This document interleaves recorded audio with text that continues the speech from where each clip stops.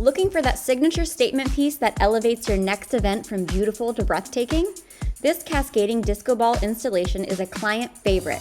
Versatile, reusable, and absolutely unforgettable. Let's walk through the setup. For this project, you'll need disco balls in various sizes. We're using 2-inch, 4-inch, 6-inch, and 12-inch, clear fishing line or adjustable hanging wire, ceiling hooks or a sturdy frame structure, beaded garlands for that extra sparkle, and a ladder and a friend to help you with installation. First, decide on your installation area. This works beautifully above a dessert table, dance floor, or as a backdrop focal point. Lay out your disco balls on the floor to visualize the cluster arrangement. Pro tip, vary the heights and sizes for maximum visual impact.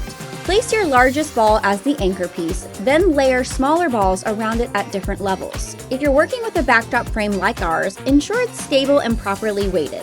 For ceiling installations, locate your ceiling joists and install heavy-duty hooks rated for the combined weight. Attach fishing line to each disco ball's hanging loop, cutting lines at varying lengths. This creates that gorgeous cascading effect you see here. Start with your largest ball, then work your way around adding the smaller ones.